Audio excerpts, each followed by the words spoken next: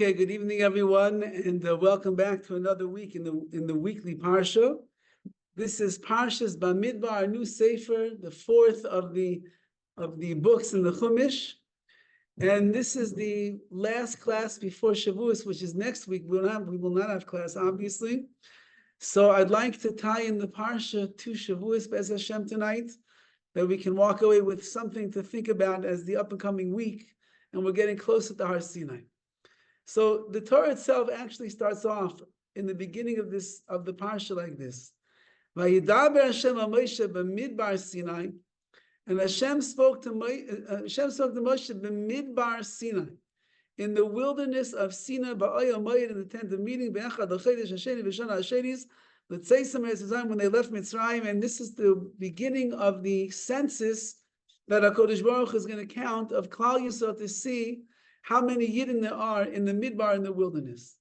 Now the Midrash is bothered over here by the following question: Vayidaber Hashem al Moshe b'midbar Sinai.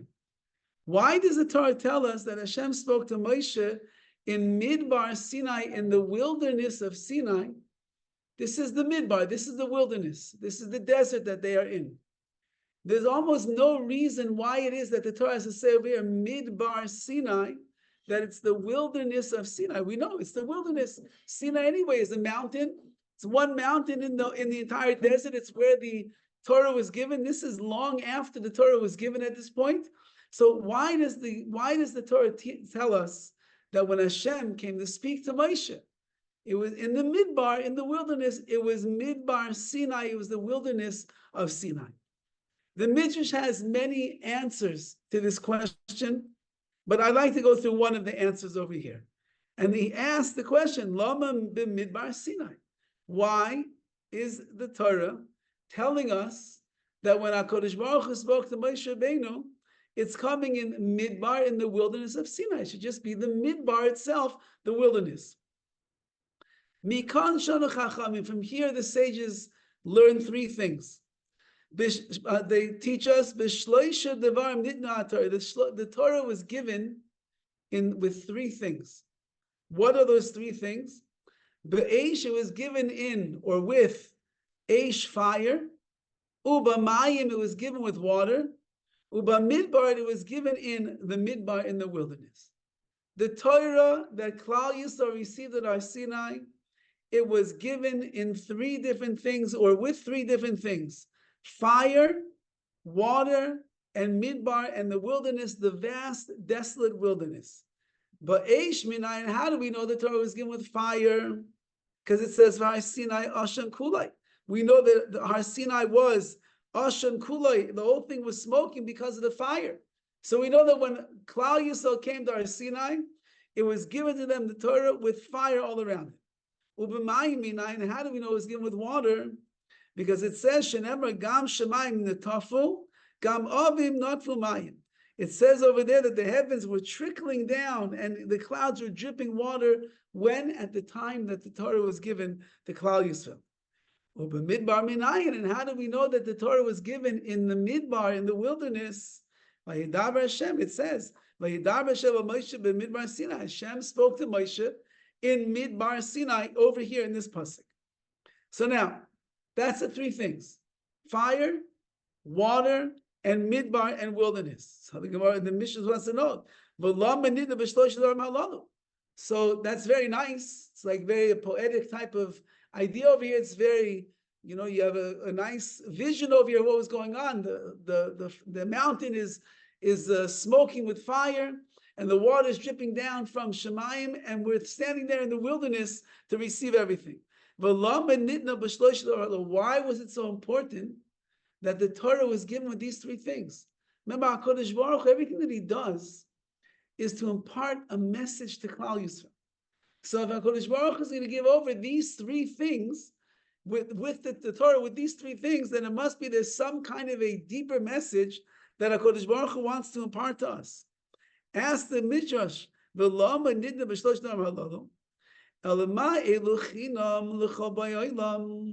just like these three things, water, fire, water, and the midbar in the wilderness, are free to everyone in the world. You don't have to have money to get water. I mean, if you don't go to the store.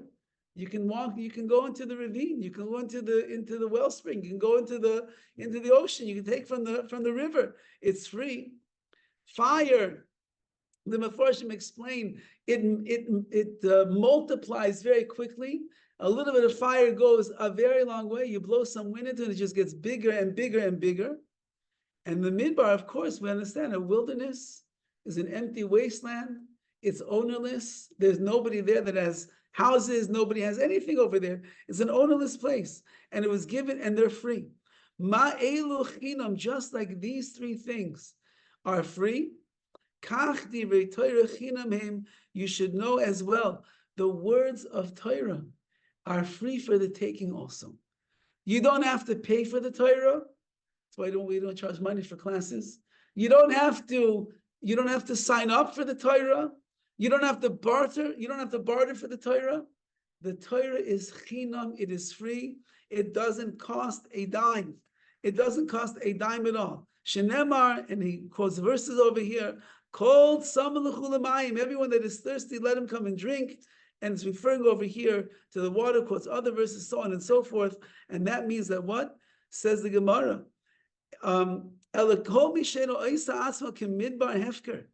Anyone who doesn't make themselves into a midbar, into a wilderness that is ownerless, they will not be able to acquire for themselves the wisdom of the Torah. That's why it says the Torah was given in the wilderness of Sinai. So the prerequisite for us on the Yom Tov of Shavuos, because Shavuos is not just a day that is commemorating what took place when Klal Yisrael was on Har Sinai. It is literally reliving the experience that Klal Yisrael had when they stood by Har Sinai. And just like the mountain was lifted up, and just like the shofar was blasting, and just like Klal Yisrael said, Nasiv and Ishma, and just like we became a nation like no other nation in the world at that moment in history, Hashem gave us everything. Says the Midrash, that you should know that the Torah was given in these three things, fire, water, and midbar, because these are three components that a person must have inside of them, inside their Kabbalah Torah, in the way that they're going to receive the Torah in their lives. So now, what is the message behind the water, behind the fire, the water, and the midbar? The Midrash says simply, they're free, doesn't cost money. So to the Torah is chinam, the Torah is free. Like Rashi writes in the Chumash, don't think you have to go across the world to get the Torah. You don't have to go up with your spaceship X into Shemayim to get the Torah. You haven't done any of that. The Torah is right here. The thing is very, very close to us, and it doesn't cost a single dime. It's right here. Now the Nesiv Shalom writes on this Midrash the following words. And he says, Chazal teach us,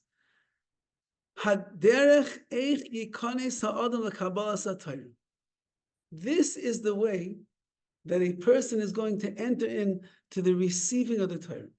Again, it's next Tuesday night, as you're dreaming about the sushi platters that are coming at 2:00 in the morning. Because who else could think about anything at 2:00 in the morning besides sushi? That's already 1 day old, by the way, just to remind you. So while we're coming, no, you're right, it's not 1 day, it's right, Erev, okay, fine. We'll come on Erev Yom Tov, it'll be fresh. A few hours old, okay. So says the Nesiv Shalom, these three things are required in order for us to receive the Torah in the proper way. But Eish, what is fire symbolic of and indicative of? These are the spiritual powers that are inside of an Adam, of a person. There's a fire that is burning inside of us. A person has to be like this eternal fire that is going up and up and up. And that fire, you should take it and you should immerse yourself in the study of Torah. Says the Nesiv Shalom, the first thing that a person needs when it comes to learning is you got to recognize that you have a fiery soul. Your neshama is on fire. It's like a light. It's just like the Chazal tell us that there's two things in this world which are always the derech, the way that thing is to go up. Fire. When you light a fire, the flame is always going up. Even if you go like this and like this, it always bounces back up. And the neshama also is the same power. It's like the fire, it's supposed to be going up all of the time. So you have a fiery neshama inside of you. You have to awaken and arouse every flame of love, and every little desire that you have to love the Torah. Like it says in the pasuk over there, in the love of the Torah, I was meshugah, I went crazy, I was driven, I was thinking about it constantly. That's number one. A person has to be firing. Everybody is firing. We have a neshama, we have a nefesh that is burning inside of us like you can't even imagine. Sometimes we feel like we are not firing. Sometimes we don't feel the flames of excitement that are there. But however, says in Nesiv Shalom, the first step in Torah is you have to know how much avos HaTorah, how much love of the Torah, how much oomph, how much you have inside of you, these tremendous koiches that are there. And if you can tap into it, if you can get into it, so it just makes the Torah that much easier to learn. The difference between a person who learns with fire, with bread, and a person who learns not with fire, it's two different worlds of Torah, two different worlds of learning altogether. When I was a bach in yeshiva many years ago, there was a bach in the yeshiva. He was like a ball of fire. And his name was Elchanan Resnick. I believe that today he's like a big Rosh Yeshiva somewhere in Eretz Yisrael. He was not very tall. He was probably about maybe 5'4", but he was a ball of fire. He used to walk around the Beis Midrash, screaming, yelling, fire, flames shooting out of his mouth. Everybody knew that when he was in the midst of like a sugya, he was thinking deep. You just stay out, you're going to get burned down to the ground. He was fire. And he would argue with Rabbi, he would argue with his Shavuos. He was on fire. And this young man went on to learn and learn and learn. I believe, I have to find out for sure, but I believe that I heard last that he's like a Rosh Yeshiva somewhere in Eretz Yisrael, which is no small feat. To be a Rosh Yeshiva, not a small feat. To be a Rosh Yeshiva in Eretz Yisrael, you have the fire. That's what becomes of you. That's the first thing he says. Then he writes, okay, sorry, I skipped. B'mayim, when it comes to water, what is water?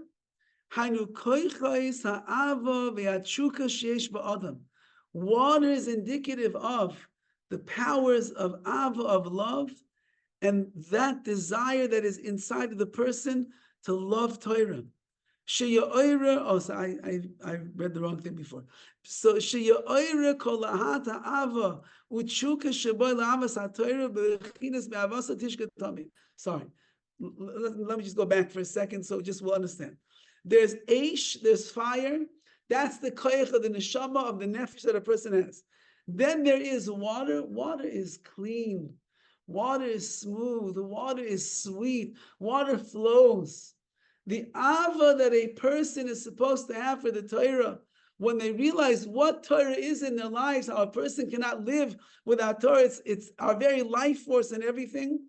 So the ava, the love that one has for the Torah, is supposed to be unquenchable thirst, that nothing gets in the way. He's as it says in the pasuk, he's like meshug, he's like crazy. If you love something, you love someone, there's something that you really enjoy. So nothing gets in the way of that thing.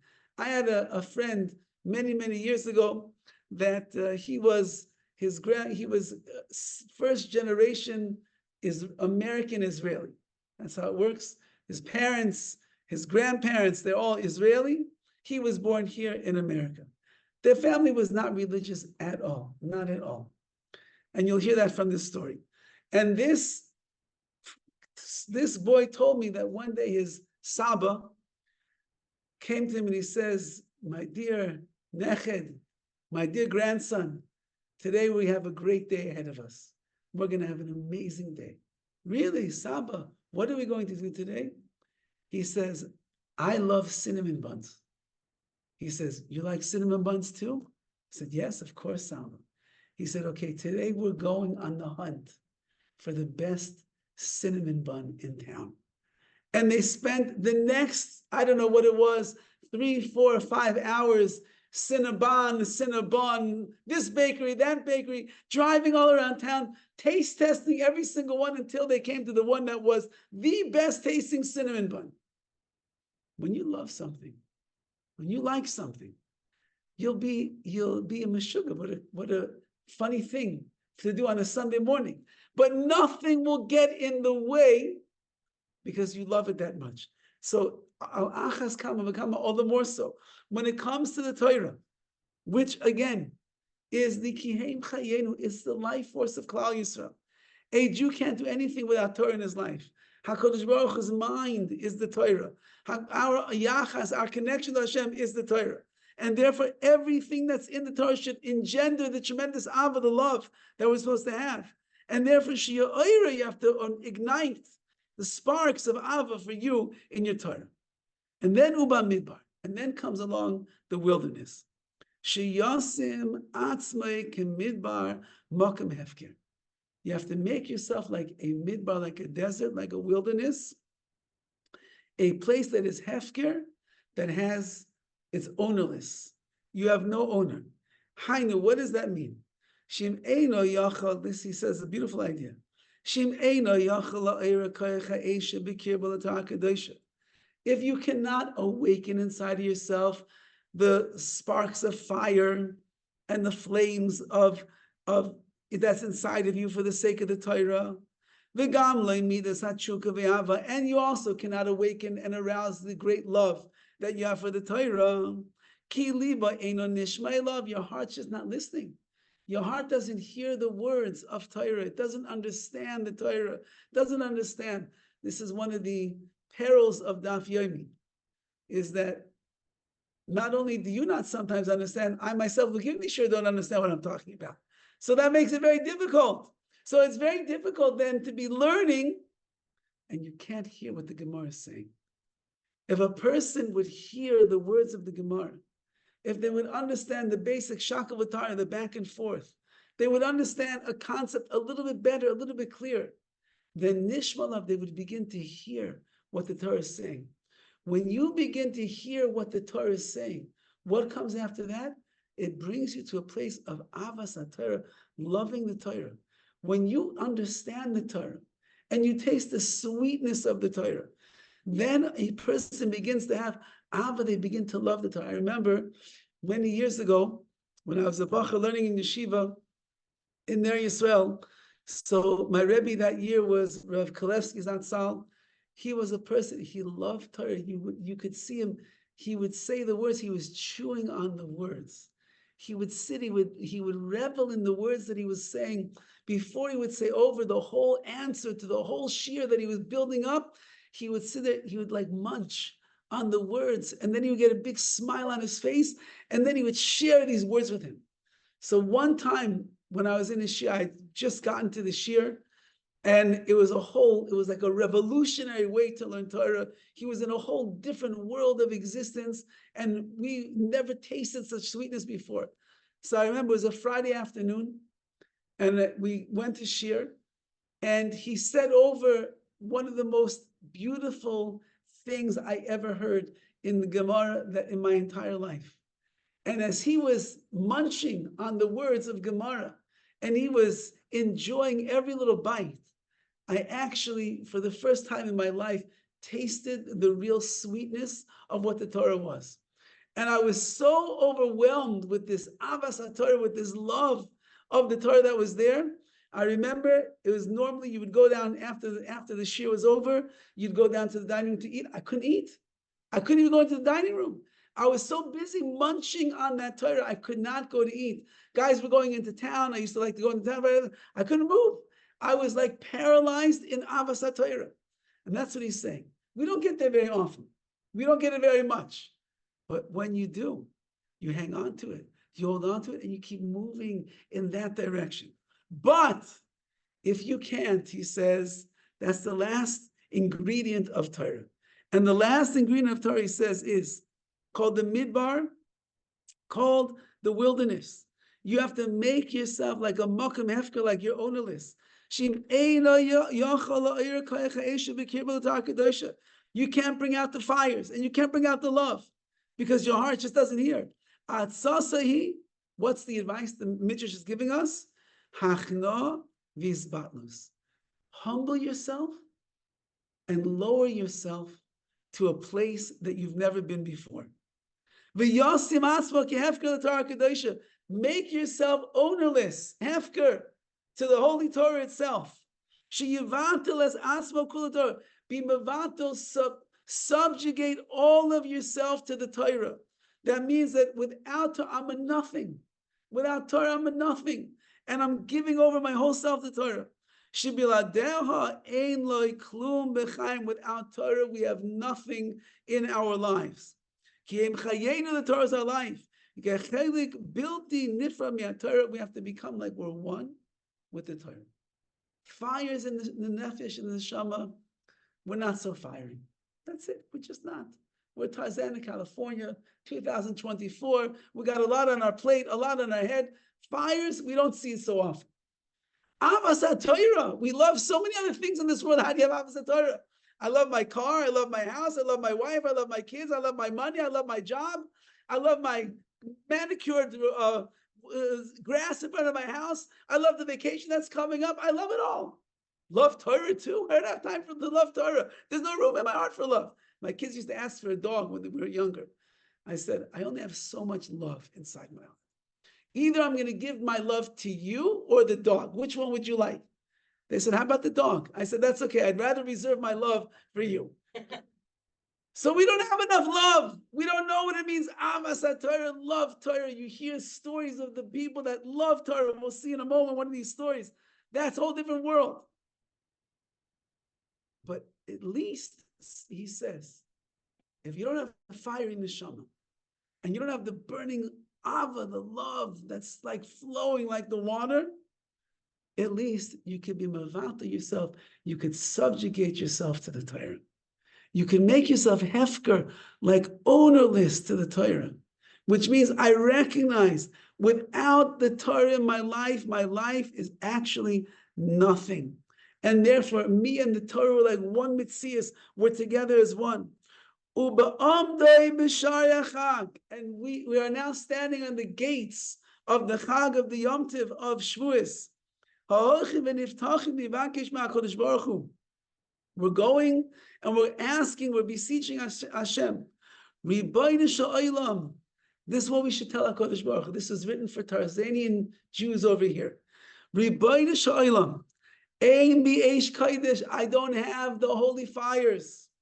I don't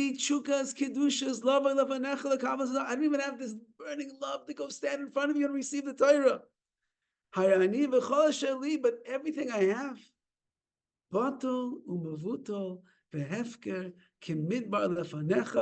everything I have, I give to you, Hashem. I give it to you and to the Torah. I am going to be like a person ownerless. I don't need this. I don't need this. I don't need that. I give it all to you, Ribbono Shel Olam, so I can live my life according to the Torah. Now, the way that the Siva Shalom is making it sound is that if you don't have fire and you don't have the water, but at least you can have this. But even this is enough. Even for a person to be mevatel themselves, to humble themselves, to subjugate themselves to HaKadosh Baruch Hu, to say that whatever I have, it's nothing if it's not within the realm of Torah. Even that is a big, big avodah that we have to work on. There's a very beautiful Maisa that I saw recently about a Rebbe by the name of the Machanovka Rebbe. He was in Siberia, so this is going back already probably from World War I times. He was in Siberia, separated from his family, his loved ones, because he committed some crime, a crime that they could only make up over there in Russia. And he found himself one day, he's walking around Siberia It is subhuman conditions. The freezing cold, you could actually literally freeze in the snow if you don't have some kind of place to go and shelter yourself. And he's wandering around to try to find a place where he could find some shelter. And in the midst of this forest where he is, he suddenly sees a little hut. And he goes and he knocks on the door of this hut, of this little house. And suddenly an old woman appears.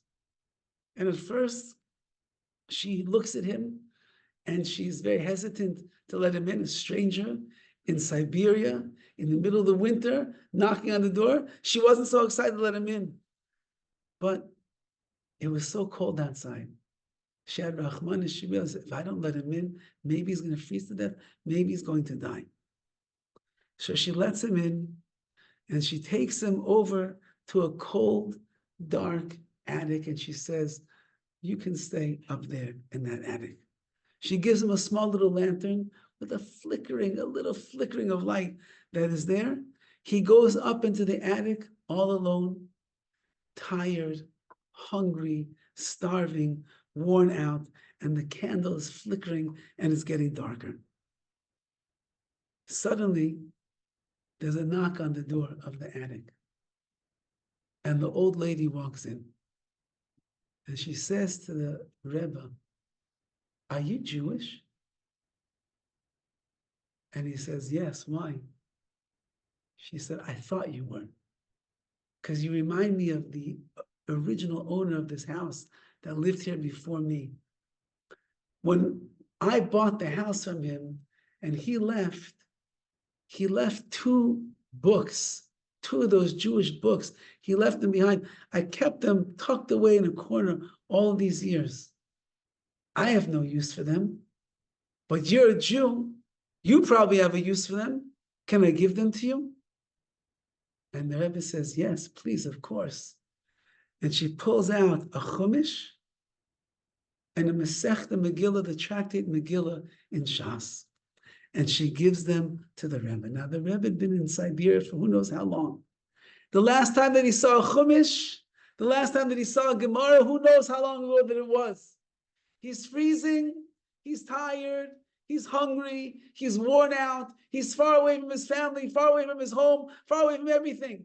And he's in a little tiny attic with a little flickering lantern of light like this. He begins devouring the Chumash, devouring the Masechta, page by page, daf after daf, daf after daf. And every moment that keeps passing by, it seems to be that his spiritual life is getting bigger and bigger and bigger. And it's almost as if that lantern, which was flickering, suddenly is burning brighter and brighter and brighter. And he's getting more enthusiastic, more fire, more aish, more water, more love of Torah. That one Masechta that this woman gave him, he would end up learning that tractate Megillah hundreds of times throughout his exile in Siberia. Kihem chayenu, because the Torah is our life. The Torah is who we are. The Torah is what we are. And when a person, even if they're freezing cold in Siberia, can realize that they have fires of Kedusha, the fires of the Torah inside of them, the neshama begins to come to life. The darkness becomes light, the cold becomes warm, the exhaustion suddenly fades away.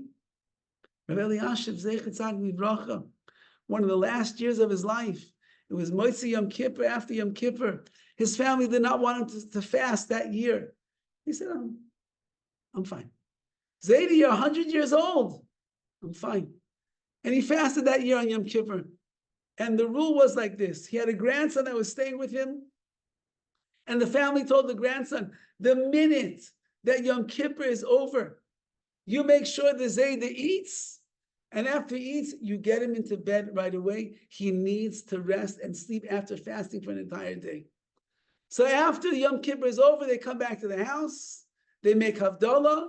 And Rabbi Yashiv eats. You can only imagine. He didn't sit down to a big hearty meal like us. He ate minimal.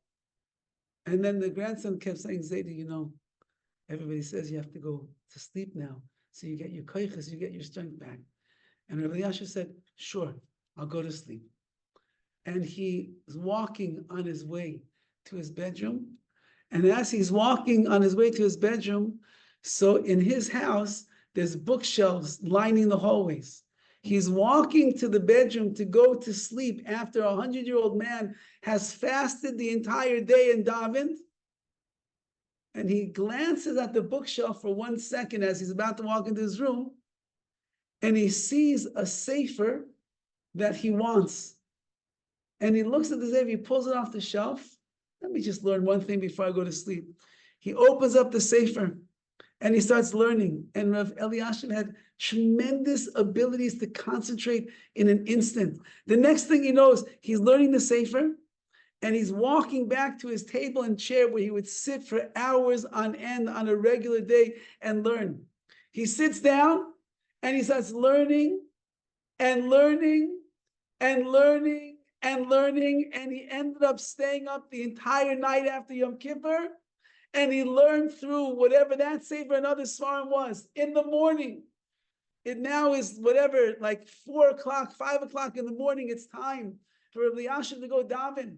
And he still has a little bit of learning left to do. His grandson comes over with a cup of coffee and milk. And Rabbi Yashin says, milk? I'm fleshig. We just ate dinner. So he said, Zaydi, you ate dinner like 8 hours ago.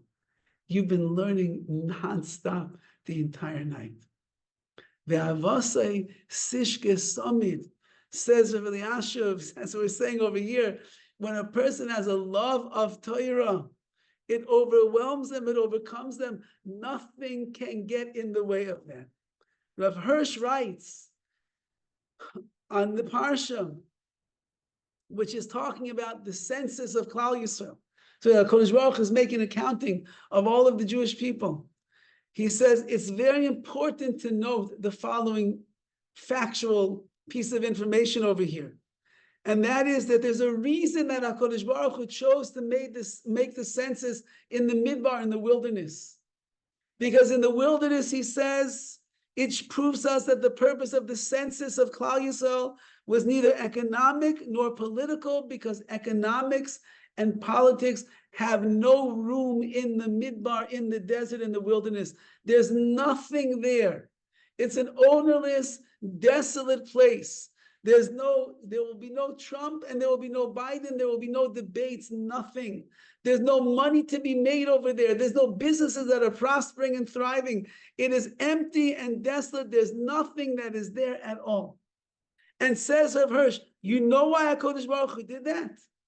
Because the words B'Sinai, the B'Midbar Sinai that HaKadosh Baruch Hu is giving this whole recollection of what took place in Midbar Sinai, and speaks about the Oyel Moed attend the meeting, is telling us that the census is to be made in the service of the Torah, which was given on Sinai, and the homage to be paid in the Oyel Moed. Meaning, what's the value of a Jew? What's the value of our nation? What is the importance of knowing how many Yidden there are in Klal Yisrael? Says Rav Hirsch, you know what it is? It all depends on the Torah. How much that a person is connected to the Torah, that is the true value of their life. How much the nation is connected to the Torah, that is the true value of Klal Yisrael.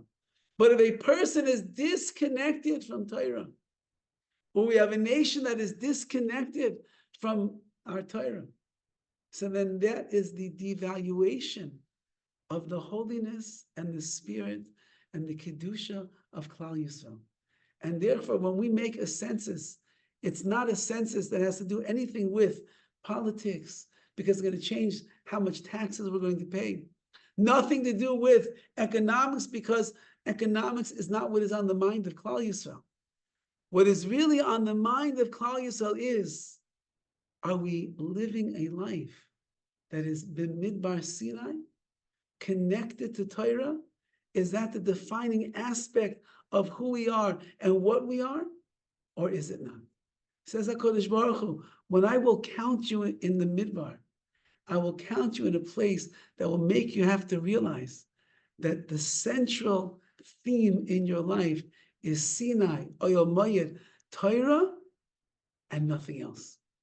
And therefore says Parsha, in this week's Parsha, and says the Midrash over here as well, that a person has to know that the reason that the Torah was given with fire and water and midbar and wilderness is because these three components are what will elevate and enhance our experience in our own Kabbalah HaTorah, in the own way that we're going to receive the Torah in our lives when we will stand next Tuesday night, less than a week. Next Tuesday night, the minhag in Klal Yisrael is to stay awake the entire night. That's the minhag. Whether you do it, whether you're not a bad person if you don't stay awake the whole night.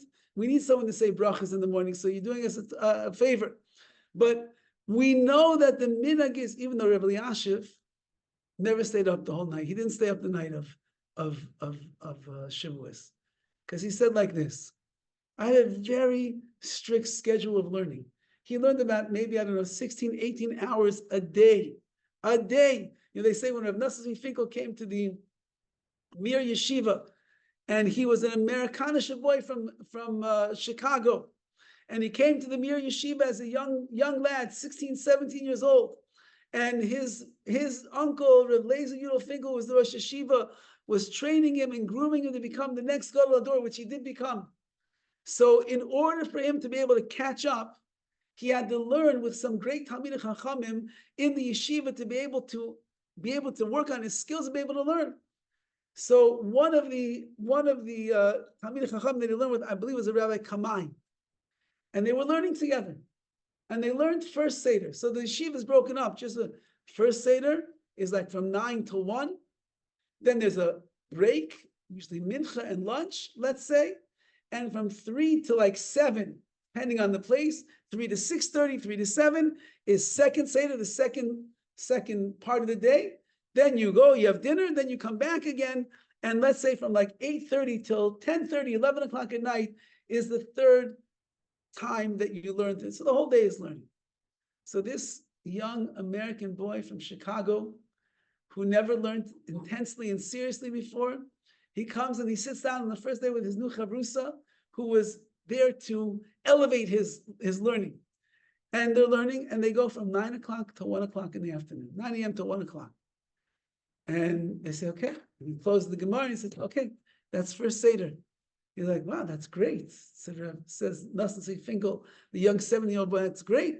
He says, so what do you guys do in the afternoon? So he said, we learn. No, he says, no, like, what do you do? Like, you go play ball, like, you go for, like, what do you do? He says, we learn.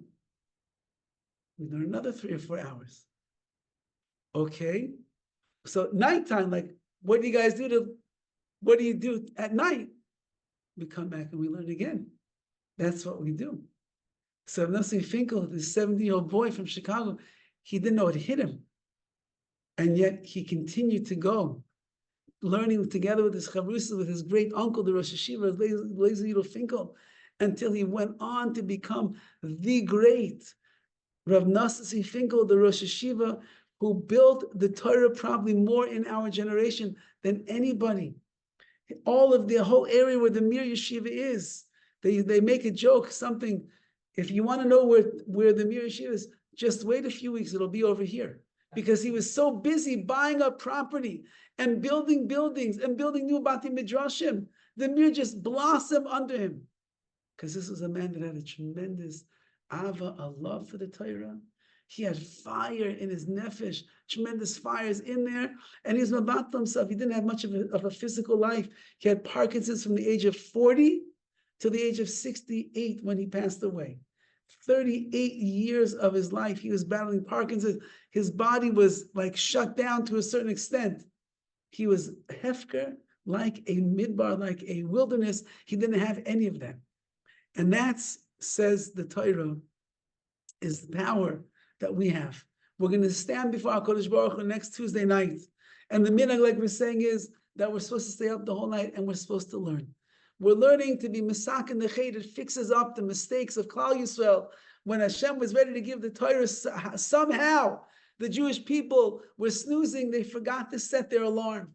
And HaKadosh Baruch Hu says, Yidden, you want the Torah? What? What's the Torah? You already said Nasim and Ishmael, you want the Torah?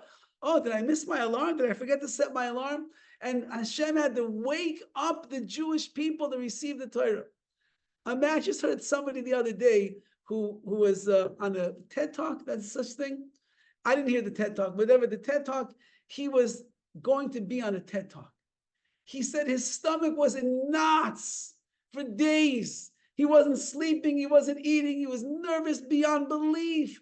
You have 18 minutes to be able to give over your message. Klal Yisrael is sitting on the night before the Torah is going to be given to us. You go to sleep. You could rest. You could sit there and snore away with disease coming out of your nose over there. How can you do such a thing? How HaKadosh Baruch Hu that He gives the biggest gift in the world. So because of that, what's our job? We come on Shavuos. We stay up the whole night to make a rectification and a restitution of that which took place thousands of years ago. We are not going to miss the opportunity with our burning neshamas and our tremendous ava and mavatal ourselves. We say you can't eat the whole night on Shavuos. Otherwise, you're not like a midbar. You're not like an empty wilderness. You can eat maybe 1 hour, maybe one bite of ice cream, maybe one churro, a cup of coffee here, a cup of coffee there. But you can't. The night is not for eating. The night is hisbatlos, to get close to HaKadosh Baruch Hu. When a person does all of that, then like the Siva Shalom says, we come to HaKadosh Baruch Hu and we say, Ribono Shel Olam, Master of the universe, Ein B'Yesh Kodesh, even if I don't have the fires in my neshama, the Ein B'Tshuka Kedusha is love lefanecha l'kavos Torah. I don't even have this love that's burning inside of me to receive the Torah. However, everything I have, it's for you. Before you and your Torah. And if a person approaches HaKadosh Baruch Hu like that on Shavuos, the holiness and sanctity of the day will come over him. I think this Kabbalah's HaTorah, and we will be zeicha to receive the Torah. So Amir Hashem, as we are preparing ourselves, the next week we have to try to find the bellows over there to awaken the fires inside of our neshama.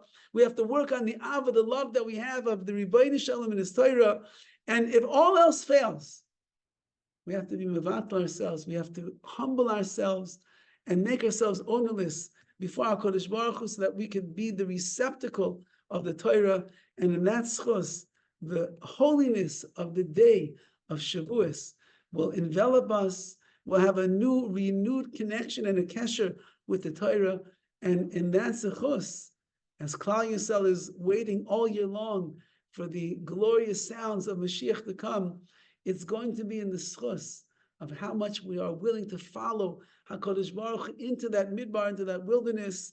Lechtech acherai bamidbar, to go after him in the wilderness, into a land that there's nothing there, because we show HaKadosh Baruch Hu how much we love him, how much we love his Torah, how much we love our neshama, and in that zechus im Yetz Hashem, we should be zeicha to the ultimate expression of our love and his love, but the coming of Mashiach Tzidkeinu b'meira v'yameinu. Amen.